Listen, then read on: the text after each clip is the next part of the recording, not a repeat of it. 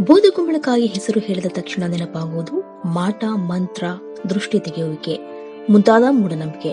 ಯಾಕೆಂದ್ರೆ ಇದನ್ನ ಹೆಚ್ಚಾಗಿ ಇಂತಹ ಪದ್ಧತಿಗಳಿಗೆ ಸೀಮಿತಗೊಳಿಸಲಾಗಿದೆ. ಆದರೆ ಬೂದುಗುಂಬಳಕಾಯಿಯಲ್ಲಿರುವಂತಹ ಆರೋಗ್ಯ ಪ್ರಯೋಜನಗಳು ಒಂದೆರಡಲ್ಲ. ಇದನ್ನ ವಿಂಟರ್ ಮೆಲನ್ ಎಂದು ಸಹ ಹಾಕುತ್ತಾರೆ. ಇದರ ಸಸ್ಯಶಾಸ್ತ್ರೀಯ ಹೆಸರು ಕುಟುಂಬ. ಸಾಮಾನ್ಯವಾಗಿ ವರ್ಷವಿಡೀ ಕಾಯಿ ಬಿಡುವಂತಹ ಹೆಚ್ಚಿನ ಯಾವ ಆರೈಕೆಯೂ ಬೇಡ. ಈ ತರಕಾರಿಯಿಂದ ಹಲವಾರು ಬಗೆಯ ಖಾದ್ಯಗಳನ್ನ ತಯಾರಿಸಬಹುದು. ಪಲ್ಯ, ಸಾಂಬಾರ್, ಗೊಜ್ಜು, ಕುಂಬಳಕಾಯಿ ಹುಳಿ ಇತ್ಯಾದಿ ಬಗೆ ಬಗೆಯ ಖಾದ್ಯಗಳಾಗಿ ಕುಂಬಳಕಾಯಿನ ಸೇವಿಸಬಹುದು. ಡಯಟ್ ಮಾಡುವವರು ಸಾಮಾನ್ಯವಾಗಿ ಬೆಳಗ್ಗೆ ಕುಡಿಯುತ್ತಾರೆ. ಬೂದು ಕುಂಬಳಕಾಯಿ ಪೋಷಕಾಂಶಗಳಲ್ಲಿ ಸಮೃದ್ಧವಾಗಿದೆ.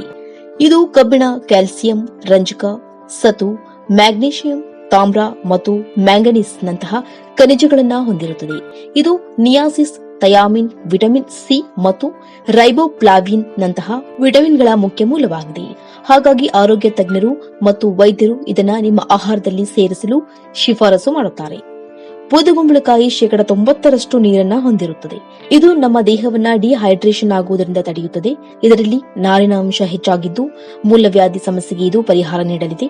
ಕಡಿಮೆ ಪ್ರಮಾಣದ ಕ್ಯಾಲೋರಿ ಹೊಂದಿದ್ದು ತೂಕ ಇಳಿಸುವಲ್ಲಿ ಇದರ ಜ್ಯೂಸ್ ಸೇವನೆ ಪ್ರಮುಖ ಪಾತ್ರ ವಹಿಸಿದೆ.